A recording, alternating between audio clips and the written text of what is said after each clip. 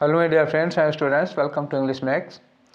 हम लोग स्टेनोग्राफर के इंग्लिश का प्रीवियस पेपर कर रहे हैं, ठीक है। और ये प्रीवियस पेपर है अगस्त 2023 का। इसमें 12 अगस्त और 13 अगस्त को पेपर हुआ था, तो 12 अगस्त के तीनों सेट हम लोग लगा चुके हैं और 13 अगस्त की कल स्टार्टिंग किए थे, जिसमें से कि एक सेट हम लोग कल कर लिए थे। तो शिफ्ट फर्स्ट का ही मतलब सेट 1 का ही दूसरा पार्ट आज करने जा रहे हैं। 100 क्वेश्चन होते हैं तो उसको 3 पार्ट में डिवाइड करते हैं। कल हम लोगों ने क्वेश्चन 1 से लेकर के 35 तक किया था और आज हम लोग पार्ट 2 में करने जा रहे हैं क्वेश्चन नंबर 36 से लेकर के 65 तक के। फिर ये वोकैब और ग्रामर के क्वेश्चन होंगे। फिर 66 से लेकर के 100 तक के क्वेश्चन क्लोज टेस्ट के और आरसी के होंगे, रीडिंग कॉम्प्रिहेंशन के होंगे। तो पीडीएफ कल ही आप लोगों को हमने दे दिया था, ठीक है, जिसमें कि 100 के 100 क्वेश्चन थे। तो दोपहर में हमने पीडीएफ डाल दिया था, आप लोगों ने देख लिया होगा। कल वाला जब आपने डिस्कशन किया होगा तो आपके पास पीडीएफ है, वही वाला लिंक आज वाले में भी है।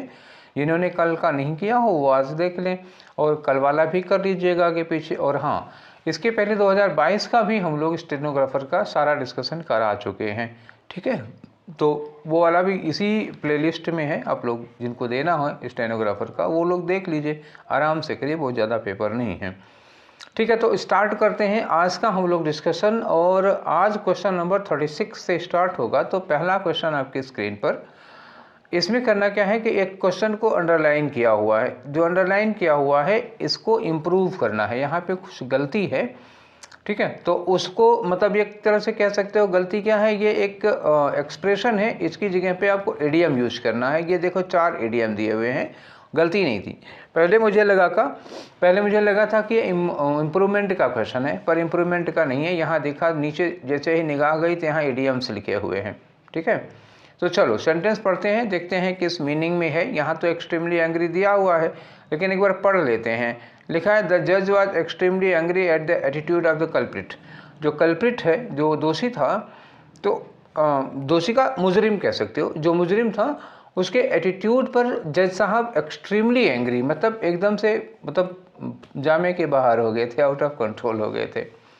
अब ये 4 इडियम दिए हैं। देखो एक लिखा है प्ले बाय द ईयर।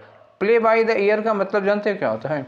इसका मतलब होता है जब आप परिस्थितियों के अनुसार काम करते हैं, मतलब you do not follow the rules and regulations, you do not follow the law, you do according to the situation। Present time में जैसी कंडीशन, जैसी सिचुएशन हो जाती है, मौके के अनुसार आप काम करते हैं, नियम गए ताक पे, ठीक है। तो वो होता है play by the year. Make once blood boil, खून उबल जाए, मतलब किसी को ऐसा कुछ करना कि उसका खून सुलगने लगे। तो खून सुलगना या खून उबलने का मतलब हुआ कि आप एक्सट्रीमली एंग्री कर रहे हैं किसी को, तो हो गया ये दूसरा वाला। अब कर ही रहे हैं तो 2 बचे हैं, वो भी कर लो। Back to the drawing board. Back to the drawing board का मतलब क्या? जैसे ड्राइंग बोर्ड है, वहाँ पे आपको फिर से वापस जाने का मतलब ये हुआ कि आप कोई काम कर रहे थे, कोई प्लान, किसी प्लान पर काम कर रहे थे, वो प्लान फेल हो गया। कोई कार्य कर रहे थे, वो योजना असफल हो गई, रीस्टार्ट करिए आप फिर से। जैसे आपने एक मूवी देखी होगी ना, 12th फेल। तो 12th फेल में एक बार 2 बार उसका नहीं होता तो सब लोग दोस्त उसके क्या कहते हैं? रीस्टार्ट। तो फिर से रीस्टार्ट करता, वही back to the drawing board, फिर नए सिरे से स्टार्टिंग करना, ठीक। एक प्लान के, एक योजना के, एक काम के असफल हो जाने के बाद। Throw caution to the wind. Throw caution to the wind का मतलब क्या हुआ? सतर्कता आपने हवा में उछाल दी। मतलब क्या हुआ? आप एक्सट्रीमली केयरलेस होकर काम कर रहे हैं, कोई सावधानी, कोई सतर्कता नहीं। मतलब आप 80 की स्पीड में बाइक चला रहे हैं और हेलमेट नहीं लगाए हुए हैं, ठीक, समझ गए? तो अब मतलब you have thrown caution to the wind, ठीक। चारों हो गया, चारों का मतलब हो गया। इसमें 3 मुहावरे तो पहले भी खूब आए हुए हैं। ये प्ले बाय द ईयर और back to the drawing board, throw caution to the wind, ये पहले भी खूब आ चुके हैं। ये मेक वंस ब्लड बॉयल, ये अभी आया हुआ है, ठीक है, नया नया इडियम है। नया मतलब एसएससी में नया आया है और इसके पहले ये नहीं था। ये ऊपर वाली बाकी जो तीनों थे वो खूब आए हुए हैं। हालांकि आज का आंसर यही है, तो इसको भी तैयार कर लीजिए, लिस्ट में डाल लीजिए। अगला क्वेश्चन करते हैं। क्वेश्चन नंबर 37 है हमारा और इसमें भी अंडरलाइन किया हुआ है, ठीक है। तो इसमें क्या कर रहे हैं, इसमें फिर उसी वाले के लिए एडीएम यूज करना है। जैसा क्वेश्चन 36 में था वैसा ही यहाँ भी था।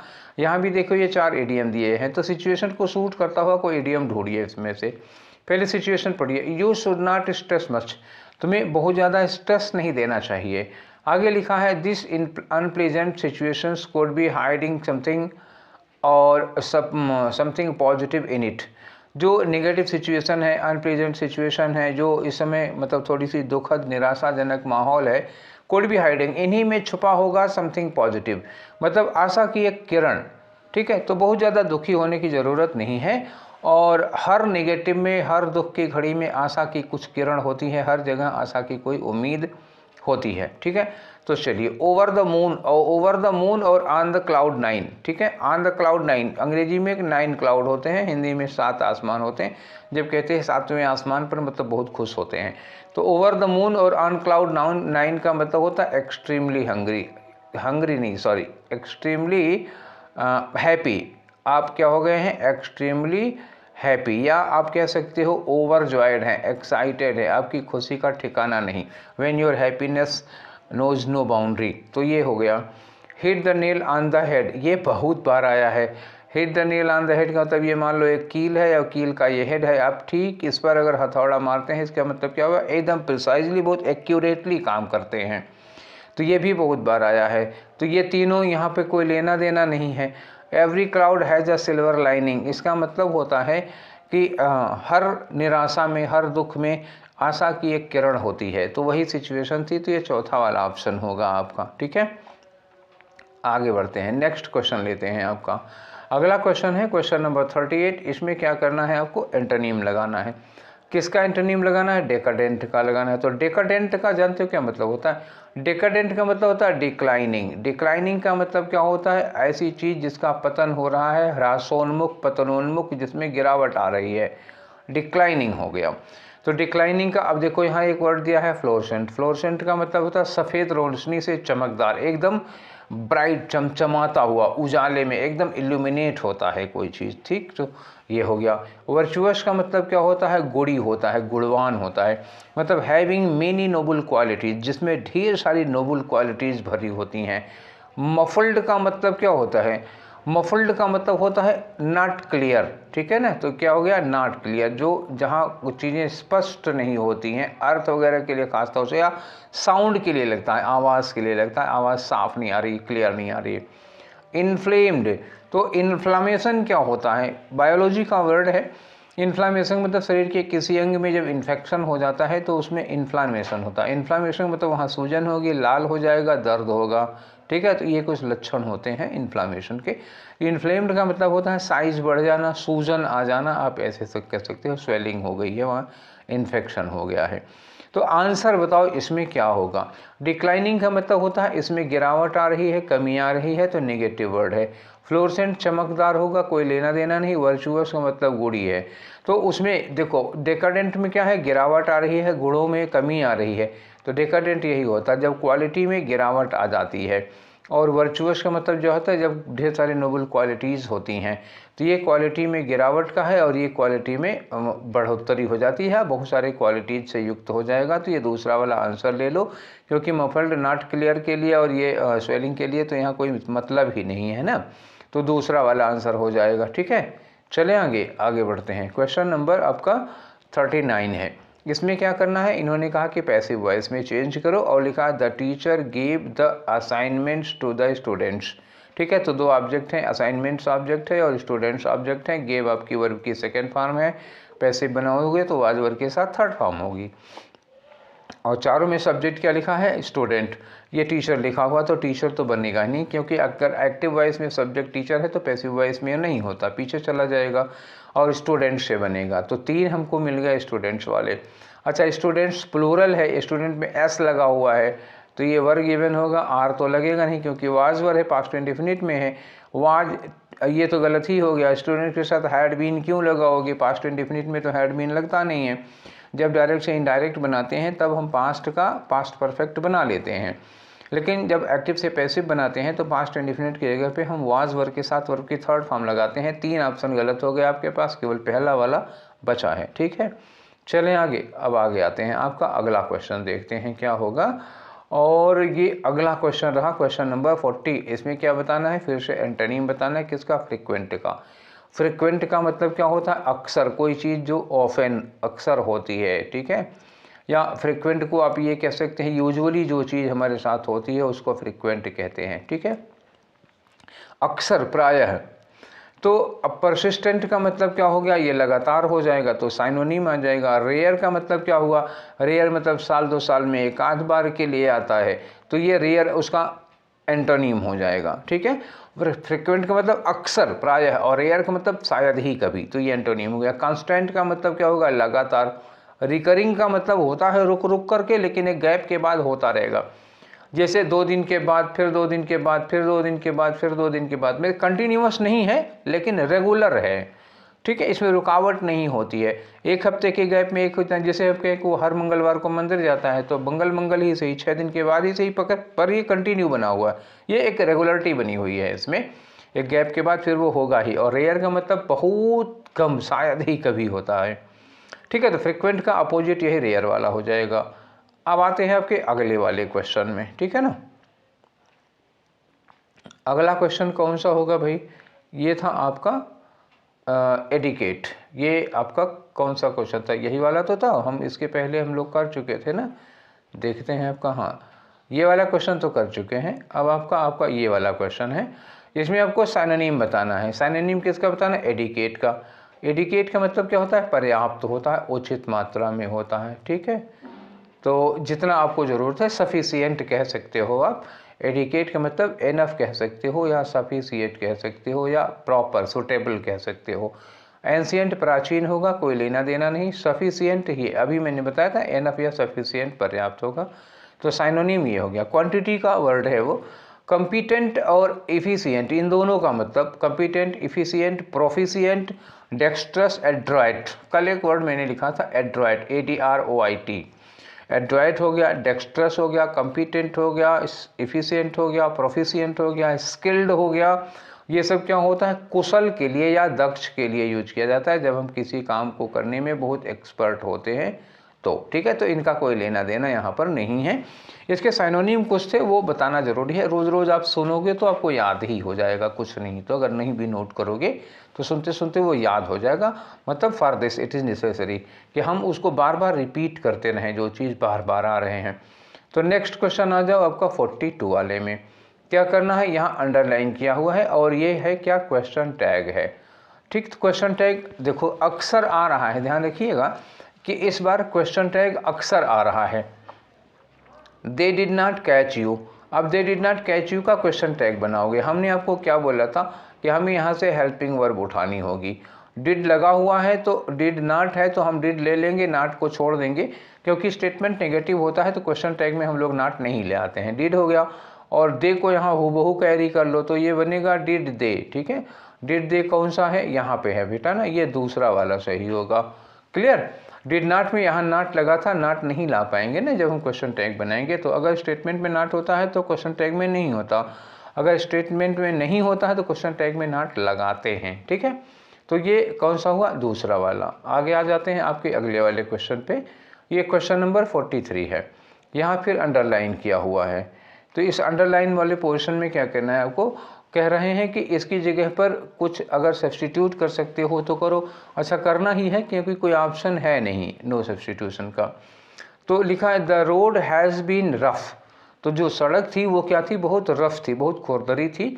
तो दे अबंडन्ड देयर जर्नी, उन्होंने अपनी यात्रा को अबंडन कर दिया, मतलब रोक दिया, त्याग दिया, ये मतलब वहाँ कैंसिल कर दी कि यात्रा नहीं करेंगे।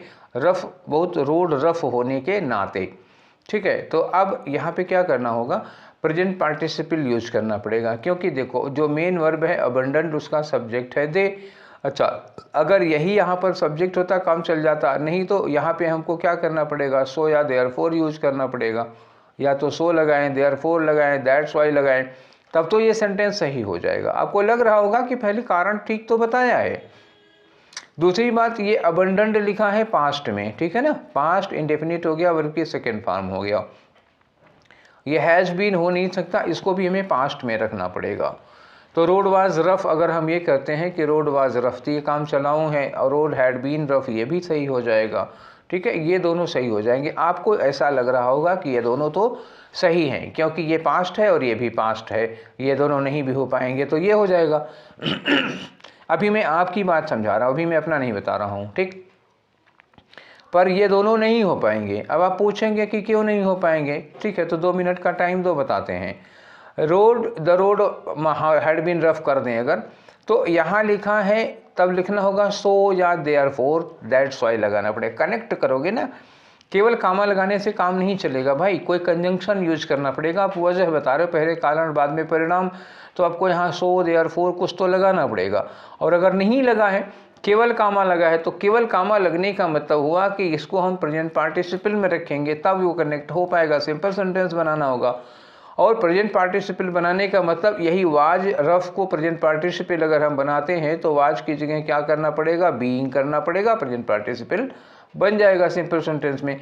तो रोड बीइंग रफ मतलब क्या होता, रोड रफ होने के नाते, खराब रोड होने के नाते उन्होंने अपनी जर्नी को अबंडन कर दिया, ठीक है। तो प्रेजेंट पार्टिसिपल यूज करना था यहाँ पर, क्योंकि कोई कंजंक्शन नहीं लगा है। If there is no conjunction to join a sentence of cause and effect you will use present participle, ठीक है, in the lack of any conjunction. Conjunction नहीं है, हमको प्रेजेंट पार्टिसिपल लगा के कारण बताना होगा, और प्रेजेंट पार्टिसिपल क्या बनेगा, बीइंग रफ, ठीक है।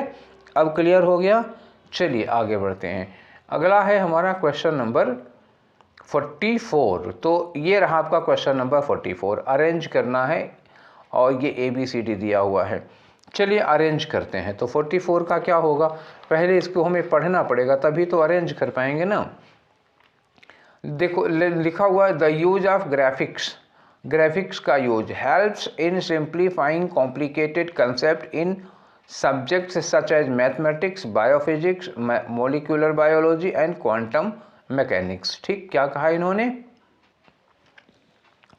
इन्होंने कहा कि ग्राफिक्स का यूज करने पर मैथमेटिक्स या biophysics, molecular biology, quantum mechanics के जो कॉम्प्लिकेटेड कंसेप्ट हैं वो सिंप्लीफाई, थोड़े आसान हो जाते हैं। तो यहाँ पे आया यूज ऑफ ग्राफिक्स, ठीक है। दूसरे में लिखा है कि visual materials can also add in the comprehension. Visual material का मतलब कोई चीज़ जब आप देख कर समझते हो तो वो हेल्प कर देता है कॉम्प्रिहेंशन का मतलब समझने में, और एलेबोरेशन ऑफ लर्निंग सेगमेंट, जो आप सीख रहे हो और अच्छे से एलेबोरेट हो जाता है तो अच्छे से समझ में आ जाता है, अगर उसको हम देख कर याद करते हैं, देख कर समझते हैं तो, ठीक है। आगे लिखा कि ग्राफिक इमेजेस, यहाँ फिर ग्राफिक आ गया। तो graphic images enhance students motivation. जो ग्राफिक इमेज होती है, चित्र में होता है, वो स्टूडेंट के मोटिवेशन को बढ़ा देता है और उनके इंटरेस्ट को बढ़ा देता है जब वो लोग पढ़ रहे होते हैं, और लर्निंग को स्पीड अप कर देता है, इससे वो सीखते बड़ी जल्दी हैं। दो बात हो गई, ठीक। यहाँ भी ग्राफिक आ गया। यहाँ लिखा है कि the internet provides students with a range of visual elements. जो इंटरनेट है वो बच्चों को, स्टूडेंट्स को बहुत मतलब एक रेंज, बड़ी सारी रेंज, ढेर सारे विजुअल एलिमेंट देते हैं, and does not limit them to a single individual interpretation. एक टीचर के एक सिंगल इंटरप्रिटेशन पर मतलब केवल उतने में सीमित नहीं होते वो, ये विजुअल एलिमेंट में बहुत सारे तरीक़ों से आप उनको देख लेते हैं, सीख लेते हैं। तो यहाँ इन्होंने विजुअल एलिमेंट की बात की, और विजुअल एलिमेंट में इन्होंने क्या क्या, एक बी में कहा विजुअल मटेरियल, और ये जो ग्राफिक है वो भी विजुअल एलिमेंट ही हुआ, और ये जो ग्राफिक इमेजेस है ये भी विजुअल एलिमेंट हुआ। तो तीनों विजुअल एलिमेंट ही हुए हैं, और यहाँ विजुअल मटेरियल के बाद आल्सो भी लगा हुआ है। अब हमको क्या करना है, सबसे पहले तो डी आएगा, ये बात तय हो गई। तो डी आने का मतलब हुआ कि ये दोनों कैंसिल हो गए, सबसे पहले आया डी। अब डी के बाद हमें क्या लगाना है, ABC या CBA, ठीक है। तो एक बार हम इसको और क्लियर कर देते हैं, फिर आपको समझाते हैं। तो इसकी बात को जो इन्होंने कहा कि इंटरनेट बच्चों के सामने, इंटरनेट प्रोवाइड कर रहा है रेंज ऑफ विजुअल एलिमेंट्स, जिससे मतलब वो सिंगल टीचर या सिंगल इंटरप्रिटेशन पर लिमिटेड नहीं रहते हैं। अब यहाँ इन्होंने कहा कैसे, मतलब इन्होंने कहा कि ग्राफिक इमेज जो होती है बच्चों के मोटिवेशन को, पहले तो मोटिवेशन और इंटरेस्ट आप बढ़ाएंगे ना बच्चों को, ठीक है। तो बच्चों का मोटिवेशन और इंटरेस्ट बढ़ जाएगा और लर्निंग स्पीड अप हो जाएगी। तो डी के बाद हमको क्या चाहिए, सी चाहिए। अब इसके बाद आप ए और बी में आ जाओ। ए और बी में क्या लगा सकते हो, यहाँ लिखा है चाहे जो आ जाए, डी के बाद सी ही होगा, उसके बाद चाहे बी लगाओ, ए लगाओ, कोई दिक्कत नहीं होगी, ठीक है। यहाँ लिखा है विजुअल मटेरियल कैन आल्सो, ये आल्सो लगा हुआ है तो बाद में ही आता ना, पहले तो आता नहीं, डी के बाद तो ये लग नहीं पाएगा विजुअल मटेरियल, क्योंकि यहाँ विजुअल मटेरियल की बात तो इन्होंने की है, लेकिन ये स्टूडेंट की लर्निंग की बात के बाद हम कर पाएंगे ना वो। ये अब जैसे ये है तो ये टॉपिक पर आ गया ना, सब्जेक्ट मैटर को ईजी कर दे रहा है। पहले बच्चों की लर्निंग की बात आएगी, उसके बाद कॉम्प्रिहेंशन की बात आएगी। तो पहले लर्निंग कर लो, लर्निंग के बाद उनके कॉम्प्रिहेंशन की बात करो, ठीक है ना। उसके बाद आओगे सब्जेक्ट पे, टॉपिक पे। तो ये सीधे सीधे डी के बाद सी, सी के बाद बी, बी के बाद ये हमको तो एकदम से नीचे से क्रम में दिख रहा है। ठीक ठीक ठीक है। तो चलो ये हो गया। अब आगे बढ़ते हैं। तो आंसर कौन सा होगा? डी सी बी है, ये चौथा वाला हो जाएगा भैया, ठीक है ना। चलो आगे बढ़ते हैं हम लोग, अगले क्वेश्चन पर आते हैं, क्वेश्चन नंबर 45 पर। ठीक, तो क्वेश्चन नंबर 45 क्या कह रहा है? इसमें आपको एक्टिव वॉइस में चेंज करना है। एक्टिव वॉइस में चेंज करना है तो पहले हेल्पिंग वर्ब ढूंढो आप इसमें से। अंकुर आंसर नहीं, active voice sentence in active voice ये लिखा है Ankur answered all the questions. Active में तो पहले से ही है यार, इसमें हम क्या एक्टिव वॉइस चेंज करेंगे? देखो अंकुर सब्जेक्ट हो गया, आंसर्ड वर्ब की सेकेंड फॉर्म हुई, ऑल द क्वेश्चंस करेक्टली ये ऑब्जेक्ट हो गया। तो एक्टिव वॉइस में है। अगर आप वर्ब की सेकेंड फॉर्म यूज किए हो तो वो सेंटेंस एक्टिव वॉइस में है। अब एग्जाम वालों को हम क्या कहें? कुछ नहीं कह सकते, ये ऑलरेडी एक्टिव वॉइस में। इसकी पैसिव वॉइस चेंज करोगे तो अभी थोड़ी देर पहले बताए थे, वर्ब की सेकंड फॉर्म होती है तो हम वाज वर्ब के साथ वर्ब की थर्ड फॉर्म यूज करते हैं। ठीक है, तो आ जाओ जहाँ पर वाज वर्ब के साथ थर्ड फॉर्म आ जाती है। ऑल द क्वेश्चंस हुआ, ये वर्ब के साथ आंसर्ड लिखा हुआ है, तो ये हमारा रिजर्व है। यहाँ लिखा in the interview all the questions are answered, आर नहीं हो पाएगा ना, वर्ब की सेकंड फॉर्म है तो आर में कैसे ले आ पाओगे। और हैड बीन भी नहीं होगा, सेकेंड फॉर्म के लिए वाजवर ही लगता है, और हैव बीन भी नहीं लगेगा, तो 3 गलत हो गया। पहला वाला एकदम से ठीक होगा, वही आपका आंसर होगा। ठीक है, चलिए नेक्स्ट क्वेश्चन पे आते हैं। आपका क्वेश्चन नंबर 46 है। तो क्वेश्चन नंबर 46 में क्या करना है? इनको ग्रामेटिकल एरर निकालनी है आपको। और ग्रामेटिकल एरर किस में निकालनी है आपको बताइए? ठीक है, तो ग्रामेटिकल एरर निकालनी है बच्चा आप लोगों को जो पार्ट अंडरलाइन किया हुआ है उसमें केवल। तो यहाँ आई डिड नॉट में गलती हो सकती है, या डॉग इज बार्किंग में हो सकती है, या स्लीप बेल हो सकती है, या लास्ट नाइट बिकॉज में हो सकती है। ठीक, तो पढ़ के देखते हैं। पहले यहाँ देखो, I did not sleep well last night, ये तो उसमें कोई गलती नहीं। I did not sleep well, मैं अच्छे से नहीं सो पाया लास्ट नाइट मतलब कल रात को, तो यहाँ तक तो कोई दिक्कत नहीं है।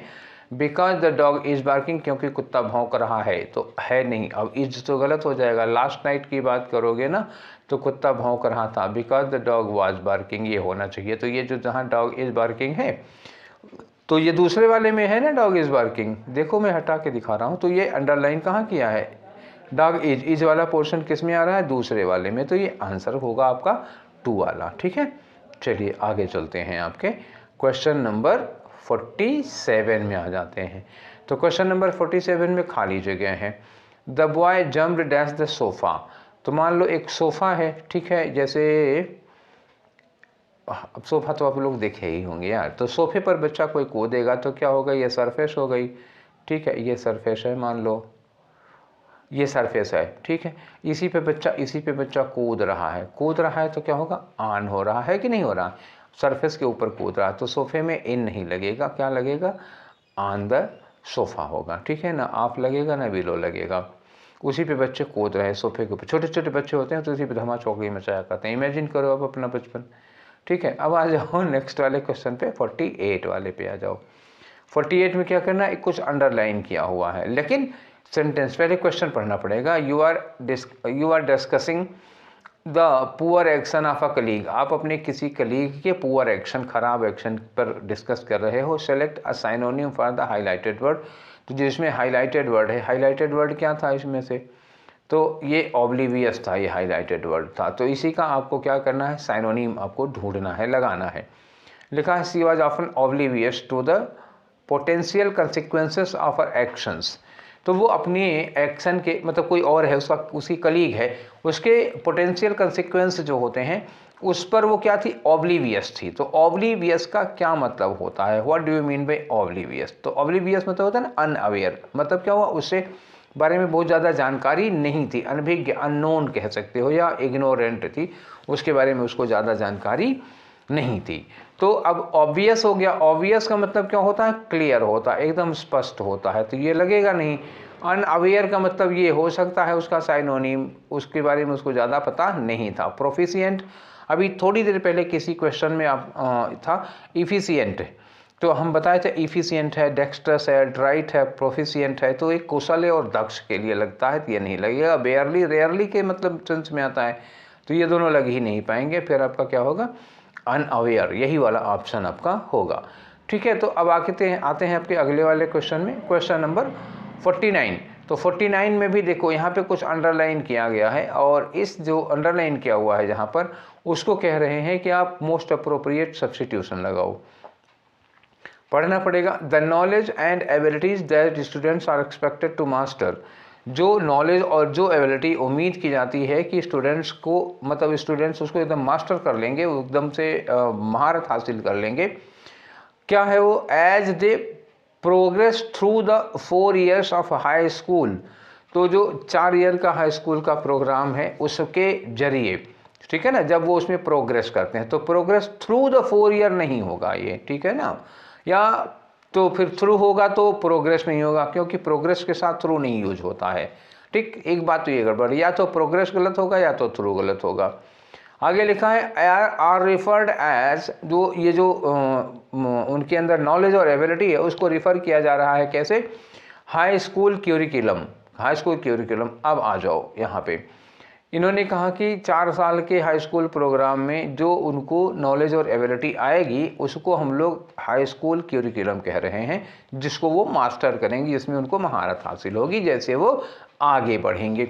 तो जैसे जैसे आगे बढ़ेंगे तो as they progress through the 4 year high school नहीं होगा, एज दे एडवांस, जैसे जैसे वो आगे बढ़े, एडवांस के साथ ही थ्रू लग पाता है बेटा, ठीक है ना, प्रोग्रेस के साथ थ्रू नहीं लग पाता है, ये एक दिक्कत होती है इसके साथ में। ठीक है, तो प्रोग्रेस के साथ थ्रू नहीं लगेगा, एडवांस के साथ थ्रू लगेगा, तो ये लगाओ।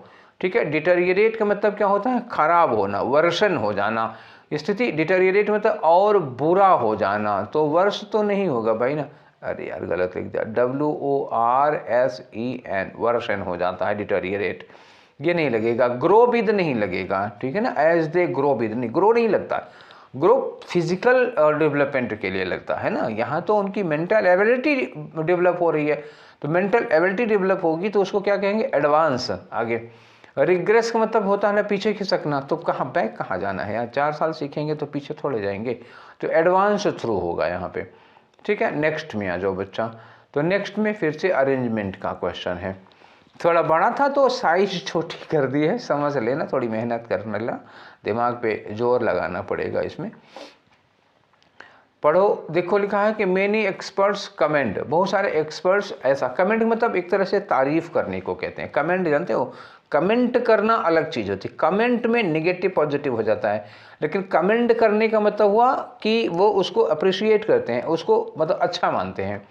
Many experts comment that you exercise for 30 minutes every day, 5 to 6 days a week। अगर 5 से 6 दिन सप्ताह में 30 मिनट डेली एक्सरसाइज करते हो तो इसको वो कमेंट करते हैं कि मतलब ऐसा करना चाहिए। अच्छा, आगे लिखा है कि regular exercise is one of the most effective and simple way to maintain healthy life style. समझ ही गए होंगे कि रेगुलर एक्सरसाइज एक बहुत ही सबसे इफेक्टिव तरीकों में से एक है हेल्दी लाइफ स्टाइल को मेंटेन करने के लिए। आगे लिखा, तो रिकमेंडेशन तो बाद में आना चाहिए आई थिंक। ठीक है, आगे आ जाओ, लिखा हुआ है कि समथिंग एज बेसिक एज, मतलब कोई चीज़ इतनी बेसिक, मतलब इतनी नॉर्मल जितनी कि 30 मिनट की ब्रिस्क वॉकिंग, थोड़ा तेज 30 मिनट चलिए, या स्ट्रेचिंग करते हैं अगर आप 30 मिनट तक, तो can add several healthy years to your life, तो इसमें आपके जीवन में कई हेल्दी ईयर और बढ़ जाएंगे। मान लो 80 की उम्र में बीमार पड़ना, तो आप 90 की उम्र में बीमार पड़ेंगे, हेल्दी ईयर बढ़ जाएंगे आपके 8-10 साल अगर आप ऐसा करते हैं। अब इस समय कई लोगों को मन कर रहा होगा हम कल से करेंगे, लेकिन कल होगा नहीं, ठीक है, आलसियों का कल नहीं होता। नीचे आ जाओ, regular exercise can help you manage over weight, regular exercise help करती है आपको ओवरवेट, आपके वेट को मैनेज करने में, build your bones and muscles, बल्ले सल्ले बन जाएंगे आपके, ठीक है, बाइसेप ट्राइसेप वगैरह बन जाएगा, ठीक है, and lower your risk diabetes, आपका डायबिटीज़ का रिस्क भी कम हो जाएगा, हार्ट डिजीज़ का रिस्क कम हो जाएगा, स्ट्रोक का रिस्क कम हो जाएगा। तो स्टार्ट किससे करोगे? स्टार्ट इससे करोगे, क्योंकि बाकी सब में टाइम दिया हुआ इतने मिनट ये करो, इतना मिनट वो करो, ये करोगे ये फ़ायदा होगा, वो करोगे वो फ़ायदा होगा। तो स्टार्ट रेगुलर एक्सरसाइज इम्पोर्टेंस कहाँ से शुरू किया है? यहाँ से इन्होंने डी से शुरू किया है, तो हम डी से स्टार्ट करेंगे, ठीक है। तो जब डी से स्टार्ट करोगे तो डी से स्टार्ट करें या बी से स्टार्ट करें? एक मिनट फिर से ज़रा इसको चेक करते हैं, हमको तो कुछ बी में भी पॉसिबिलिटी लग रही है। डी और बी को देख लेते हैं। डी में एक बार फिर से regular exercise can help your manage your weight. अच्छा, ये तो फ़ायदा इन्होंने बताया। बी में क्या? Regular exercise is one of the most effective simple ways to maintain your health. हाँ, बी स्टार्ट करेगा। ये स्टार्ट करो यहाँ से, ठीक है, ये स्टार्ट कर रहा है। यहाँ पे कह रहे हैं कि रेगुलर एक्सरसाइज बॉडी को हेल्दी रखने के मतलब मोस्ट इफेक्टिव तरीकों में से एक है। अब कह रहे हैं कि रेगुलर एक्सरसाइज से क्या क्या फ़ायदे मिलेंगे। तो पहले हेल्दी लाइफ स्टाइल मेंटेन करना है, फिर उसके फ़ायदे बताएंगे कि वेट कम होगा और बल्ले सल्ले बन जाएंगे, मसल्स वसल्स आ जाएंगी। तो बी के बाद डी लगा लो आप, बी के बाद डी कंटिन्यू कर रहा है, ठीक है। बी डी के बाद अब तुम्हें टाइमिंग में फिर आ जाओ, ठीक है। यहाँ 30 मिनट इन्होंने कहा, वो 5-6 दिन ये कहा, तो ये बाद में रहेगा। बी डी के बाद क्या कर दो आप? ए लगा लो चाहे बी लगा लो, सॉरी ए लगा लो चाहे सी लगा लो, इसमें कोई दिक्कत नहीं है। आई थिंक कि ये पहले लगा लो फिर सी लगा लो, क्योंकि यहाँ 5-6 दिन की बात कर रहे हैं। 30 मिनट यहाँ भी कहा, 30 मिनट यहाँ भी कहा है। तो बी डी शुरुआत में होगा, तो हमारे यहाँ बी डी है नहीं, यहाँ बी डी है नहीं, यहाँ बी डी है लेकिन लास्ट में नहीं होगा। और ये देखो बी डी स्टार्टिंग में, ए सी बाद में है। सी ए करो, ए सी करो, कोई दिक्कत नहीं आती। तो ये चौथा वाला हो गया, ठीक है। अब आगे चलते हैं आपके नेक्स्ट क्वेश्चन पर। क्वेश्चन है 51, जिसमें आपको खाली जगह भरनी है, ठीक।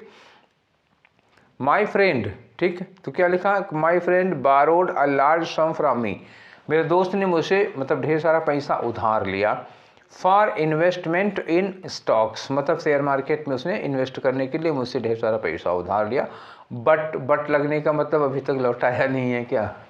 बट सो फार मतलब अभी तक he has not had any considerable, नहीं, लौटाने के बाद नहीं, he has not any considerable profit, हाँ यही ठीक हो जाएगा। He has not any considerable money, तो बात ही नहीं, इन्वेस्टमेंट में मनी थोड़े आती है, प्रॉफिट आता है। ना फंड आएगा ना सम आएगा, क्या आएगा? प्रॉफिट। अगर आप कहीं इन्वेस्ट करेंगे तो इन्वेस्टमेंट में आपको प्रॉफिट मिलता है, फंड सम या मनी नहीं मिलती है, ठीक है। तो पहला वाला ऑप्शन आ जाएगा।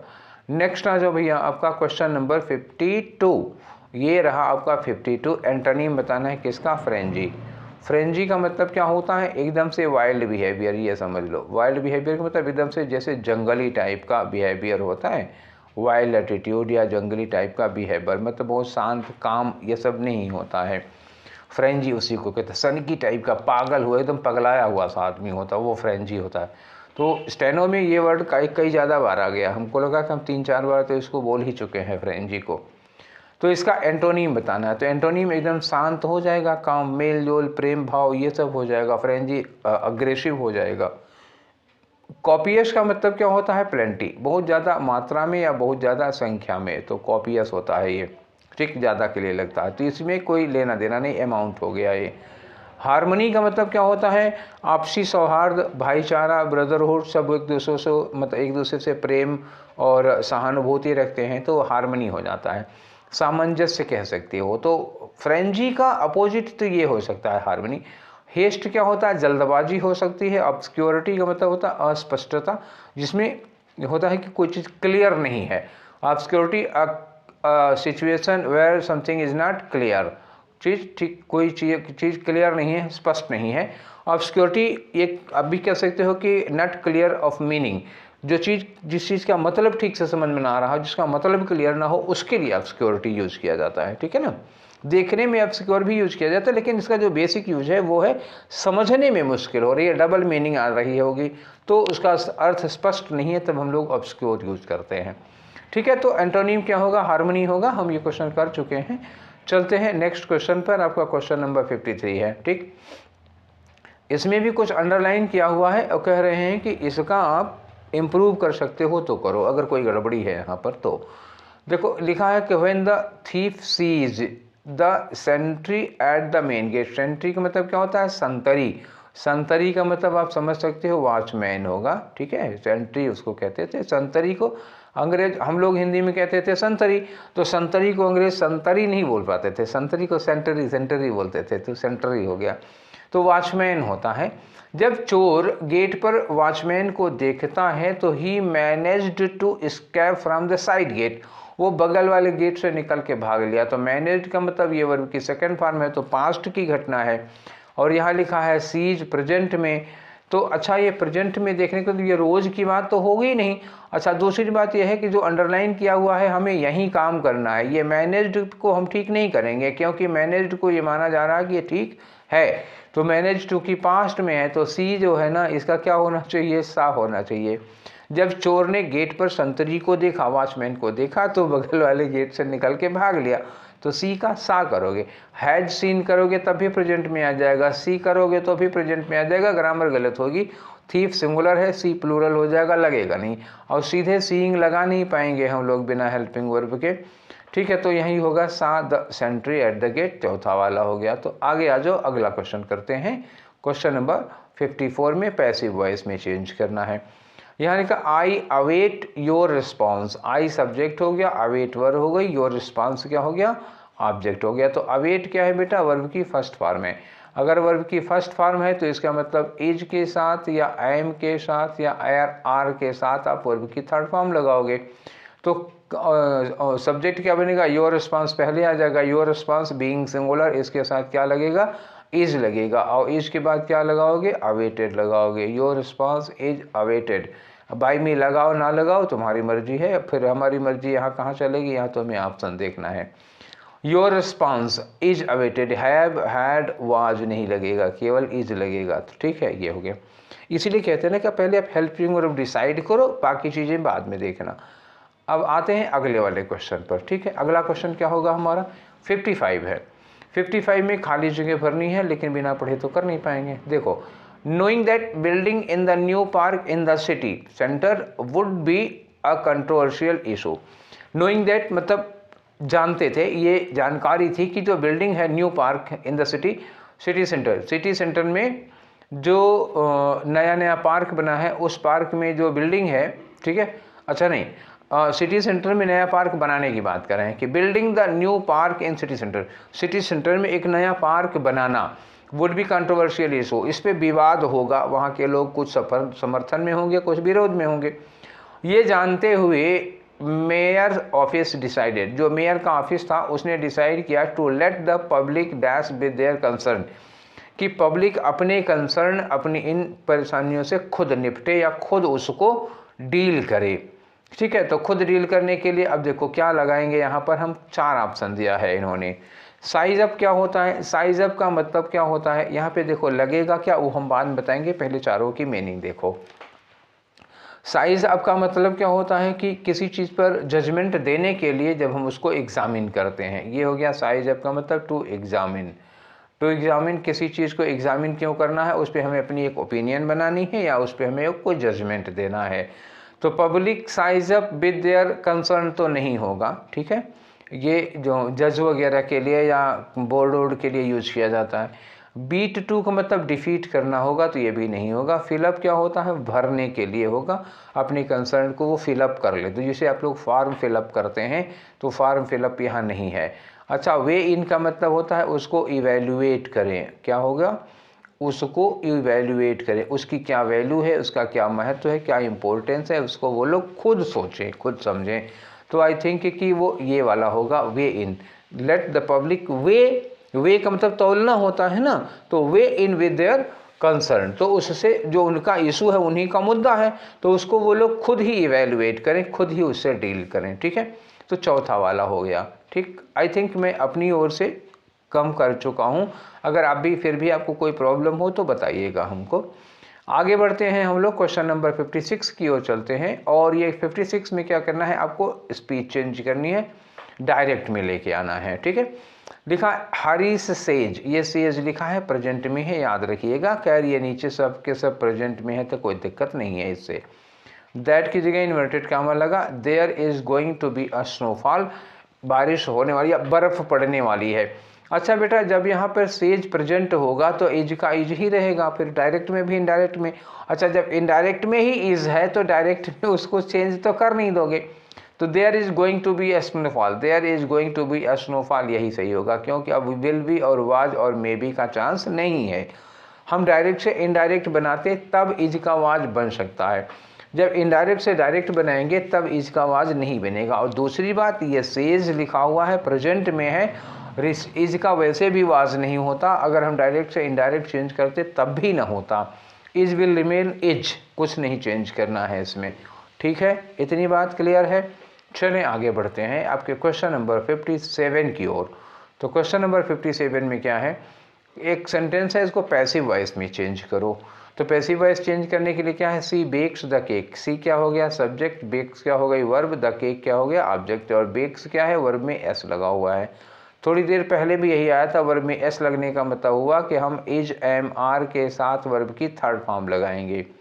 ठीक है, और हमारा सब्जेक्ट क्या बना, द केक, केक सिंगुलर होगा तो क्या लगाएंगे, इज। तो इज बेक्ड, इज के साथ क्या ढूंढना है हमको, बेक्ड ढूंढना है। तो यहाँ हैड लगा हुआ है, ये इज बेक्ड है, यहाँ हैज है, यहाँ विल है, तो इज बेक्ड हमें एक ऑप्शन में मिला। ठीक, अब समझ रहे हैं ना वर्ब से कितना हेल्प मिलती है। आगे आ जाओ 58 में। तो 58 में जो क्वेश्चन है उसमें आपको साइनोनिम बताना है, किसका, प्रिंसिपल का। प्रिंसिपल की एक मीनिंग, अगर कॉलेज में है तो प्रधानाचार्य होंगे। प्रधानाचार्य का मतलब मुख्य आचार्य यही होते हैं ना, प्रधान आचार्य मतलब क्या हुआ, हेड टीचर होते हैं, मुख्य। तो माइनर का मतलब क्या हो गया, माइनर मतलब छोटे वाले, तो छोटे वाले तो होगा नहीं। फ्लॉलेस का मतलब जो हो क्या होता है, जिसमें कोई मिस्टेक ना हो, फ्लॉलेस मतलब विदाउट फॉल्ट, जिसमें कोई गलती नहीं होती है। मेजर का मतलब क्या हुआ, मेन, बड़े वाले, तो ये बड़े वाले यही होंगे। बिलीवेबल का मतलब भरोसेमंद, ये लगेगा नहीं। तो ये प्रिंसिपल का मतलब क्या हुआ, मेजर, मेन, चीफ, हेड। ठीक है, ये हो जाता है। चलिए आगे बढ़ते हैं। नेक्स्ट क्वेश्चन आपका 59 है। इसमें क्या करना है आपको, साइनोनिम बताना है, किसका, फीबल का साइनोनिम बताना है। और फीबल का मतलब क्या होता है, कमज़ोर, दुबला पतला, वीक के लिए आप यूज कर सकते हो, वीक या लीन एंड थिन कह सकते हैं आप इसको, वीक या लीन एंड थिन, दुबला पतला कमज़ोर होता है, स्कैनी कह सकते हो। रग्ड का मतलब क्या होता है, रफ, खुरदरा होता है, जो स्मूथ ना हो, तो ये लगेगा नहीं। स्टालवर्ट का मतलब थोड़ा अकड़ के, मतलब एकदम, जो कुछ लोग सेना तान के चलते हैं ना बड़े अकड़ू ढंग से, थोड़ा लंबा चौड़ा मजबूत के लिए भी आता है स्टालवर्ट। तो ये तो एंटोनिम हो जाएगा ना। स्टाउट का मतलब स्ट्रांग, पावरफुल, ये भी एंटोनिम हो जाएगा। विम्पी का मतलब होता है वीक, दुबला पतला कमज़ोर मरियल सा। तो ये साइनोनिम में आपका क्या होगा, विम्पी होगा। एक नया साइनोनिम बढ़ गया, आप अभी तक विम्पी जानते नहीं रहे होंगे। वीक, लीन, थिन और फीबल, ये सब आपको पता रहा होगा, विम्पी नहीं पता रहा होगा। विम्पी नोट कर लेना अपने साइनोनिम में, कमज़ोर के साइनोनिम में एक वर्ड और बढ़ा लो लिस्ट में। ठीक है, चलो तो आते हैं आपके क्वेश्चन नंबर 60 में। यहाँ आपको ग्रामेटिकल एरर लेनी है। तो I don't think I can go throughout the process of raising 2 children on my own. ठीक है, तो आई डोंट थिंक, मुझे नहीं लगता कि I can go throughout the process. तो go throughout the process, throughout का मतलब क्या होता है, तो थ्रू आउट मतलब होता है पूरा, अक्रॉस के लिए लगता है। जैसे कहते हैं पूरे शहर में, तो हम कहते हैं थ्रू आउट द सिटी, पूरे दुनिया में, तो थ्रू आउट द वर्ल्ड हो सकता है। ठीक है, through out the village, through out the city, through out the country, ये हम कर सकते हैं ना। तो ये प्लेस, जगह के लिए लगता है। प्रोसेस के लिए गो थ्रू द प्रोसेस होता है, थ्रू आउट नहीं होता। क्या होता है, go through the process. Through out लगाने का मतलब क्या हुआ, ही, जैसे हम कहें कि I can go throughout the country, तो ऐसे ये सब यूज होता है। ये नहीं है यहाँ पे, प्रोसेस के लिए थ्रू द प्रोसेस होता है। तो क्या गलती है, I can grow through the process होगा, ग्रो गलती बोल दिया, आई कैन गो होगा, आई can go through the process, चौथा वाला आंसर होना चाहिए। ठीक है ना, 60 में। आगे आते हैं, आपका अगला क्वेश्चन है क्वेश्चन नंबर 61। तो 61 कहाँ है भैया, आ जाओ 61, ये आ गया 61। इसमें क्या करना है आपको, इनडायरेक्ट स्पीच में चेंज करना है। ठीक है, पढ़ो। तो इसमें लिखा है कि सोनिया सेड, सोनिया ने कहा, क्या कहा सोनिया ने, आई हैव फिनिश्ड माई मील, तो सोनिया ने कहा मैंने अपना भोजन ख़त्म कर लिया। अब देखना सेड पास्ट में है, तो यहाँ क्या लगा दो, यहाँ लगा दो दैट, और आई कौन है, सोनिया, तो हो गई सी, और हैव का क्या हो गया, हैड हो गया, अब माई का क्या होगा, हर होगा। इतना ढूंढो जरा। Said she had finished, Sonia said that she had finished her meal, ये ठीक लग रहा है, मतलब करेक्ट है, और चेक कर लेते हैं। तो यहाँ माई चेंज होना चाहिए था, गलत है, तो ये भी माई गलत हो गया, 2 हो गया। और यहाँ पे हैज का हैड होना चाहिए था, मतलब 3 गलत हो गए, पक्का है, ठीक। मतलब एक हमको मिल तो गया था, लेकिन हम श्योर होना चाह रहे थे, तो बाकी देख रहे थे तीनों में कोई गलती है, तो उनमें पक्का 3 गलतियाँ निकल गई। तो इसका मतलब हुआ कि अब हम जो लगाए थे वो एकदम से श्योर हो गया। 62 में आ जाओ, तो 62 में फिर से वही स्पीच है, लेकिन अब की बार क्या करना है, डायरेक्ट स्पीच में चेंज करना है। करो डायरेक्ट में, तो लिखा सी टोल्ड मी की जगह सेड टू हो जाएगा, ठीक है, और नहीं भी लगेगा तो कोई बात नहीं है। अब जहाँ दैट लगा इन्वर्टेड कामा हो गया, तो सी कौन होगा, सी ए सी है। अगर स्पीकर यहाँ पे आके बैठ रहा है, इसका मतलब आई होगा, और वुड का क्या होगा फिर, आई विल या आई सैल लगा होगा, तब भी ठीक है, कम टू द पार्टी में कोई दिक्कत नहीं है चेंज करने वाली। तो आई विल या सैल, तो आई विल या सैल, देखो यहाँ हैव लगा, यहाँ एम लगा, यहाँ विल लगा, यहाँ वाज लगा, गलत हो गया। तो आई विल फ्यूचर में एक ही चीज़ तो है, ठीक है। तो 62 हो गया 62। अब आते हैं 63 में। 63 में क्या करना है, आपको खाली जगह फिल करना है, ठीक। तो पहले पढ़ना पड़ेगा इसमें क्या लगाना है इस खाली जगह पे। देखो यहाँ पर भी फ्रेज दे दिया इन्होंने, 4 फ्रेज दिए हैं, इनकी भी मीनिंग देख लेंगे, पहले आप सेंटेंस पढ़ लें तभी तो फिट कर पाएंगे कि देखें क्या होता है। लिखा as the company's client base, जो कंपनी का क्लाइंट बेस है, इसका मतलब हुआ कि जैसे कोई कंपनी है, उसका क्लाइंट धीरे धीरे ग्रू एट एन एक्सपेक्टेड रेट, उम्मीद जितनी नहीं थी उससे ज़्यादा, मतलब जितना उन लोगों ने एक्सपेक्ट किया था, more than they had expected, उससे ज़्यादा स्पीड के साथ क्लाइंट बेस बढ़ रहा था, ग्रू कर रहा था।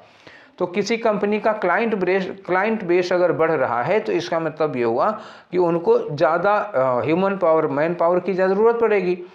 आगे लिखा है इस वजह से मैनेजमेंट वाज फोर्स्ड, तो मैनेजमेंट को मजबूर होकर के क्या करना पड़ेगा, dash some work until they could hire new staff, तो जब तक वो नया स्टाफ हायर नहीं कर लेते तब तक उनको बाहर से काम करवाने की मजबूरी थी, क्योंकि क्लाइंट बेस बढ़ रहा था।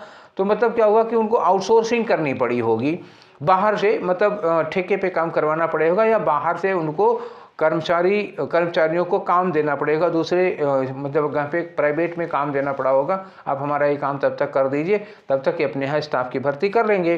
तो एक तरह से आउटसोर्सिंग करने की बात हो रही है। तो डिस आउट क्या होता है, देखो डिस आउट होता है जैसे कोई चीज़ कहीं पर हम डिस्ट्रीब्यूट करते हैं, जैसे जाड़े का समय है, तो जाड़े का समय है तो कुछ जैसे अमीर लोग होते हैं तो वो गरीबों में कंबल वम्बल बांटते हैं, तो वो क्या कहते हैं, डिस आउट करते हैं। कंपनी पैसा बांटती है तो डिस आउट करती है, ठीक है। अब बात आती है मैनअप की, तो मैनअप का मतलब क्या होता है कि जैसे बहुत डिफ़िकल्ट सिचुएशन होती है तो उसको डील करने के लिए हम कुछ क्या करते हैं, एफर्ट करते हैं, अटेम्प्ट करते हैं, लेकिन आउटसोर्सिंग वाला काम नहीं है। पहले और देख लो, फार्म आउट क्या होता है, फार्म आउट हम आउटसोर्सिंग करते हैं, जैसे हमें आदमियों की ज़रूरत है, कर्मचारियों की ज़रूरत है, हमारे पास नहीं है तो हम बाहर के आदमियों से काम करवा लेते हैं, तो आउटसोर्सिंग यही है, ठीक है। तो यहाँ के सिचुएशन में फार्म आउट ज़्यादा ज़रूरी है। अगर फार्म आउट ना दिया होता तो हम मैनअप लगा सकते थे, पर फार्म आउट दिया है आउटसोर्सिंग के लिए, तो इसका मतलब क्या हुआ, मैनअप नहीं होगा यहाँ पे क्या होगा, फार्म आउट। और रेट आउट का मतलब क्या होता है, रेट आउट मतलब होता है रिपोर्ट करना कहीं किसी चीज़ के, जैसे सपोज करो आपने कोई गलती की, आपके दोस्त ने आपके पापा को बता दिया, तो अब your friend ratted out to your father against you, तो वो रिपोर्ट कर देना।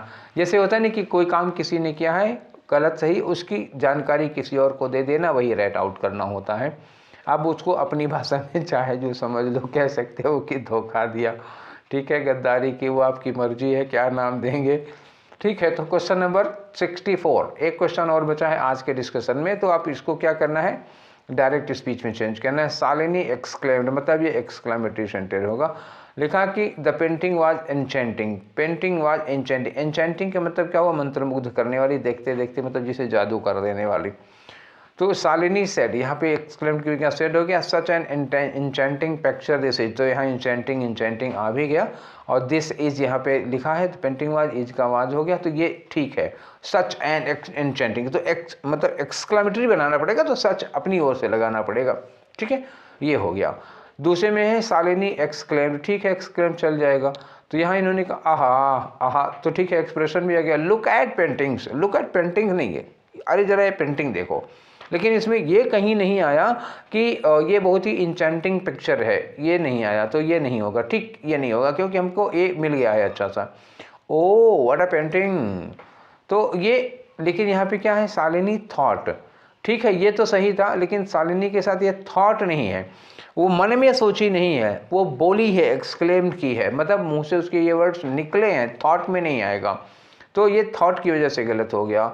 अब यहाँ शालिनी सेड क्या लिखा हुआ, द पेंटिंग वाज इंचेंटिंग, नहीं, एक्सक्लेमेटरी सेंटेंस में आना चाहिए ना। पेंटिंग वाज इंचेंटिंग तो सिंपल सा वर्ड हो गया ना, असर्टिव हो गया, जबकि हम यहाँ एक्सक्लेमेटरी सेंटेंस चाहिए था, तो ये भी गलत हो गया। तो यही वाला सही है, पहला वाला, such an enchanting painting this is, ठीक। चलिए आते हैं आज के आखिरी वाले क्वेश्चन पे।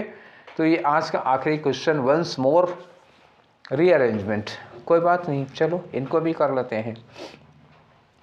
लिखा है कि स्टार्टिंग और एंडिंग इसमें दे रखी है, ठीक है, तो ध्यान रखिएगा, S1 S6 दिया है।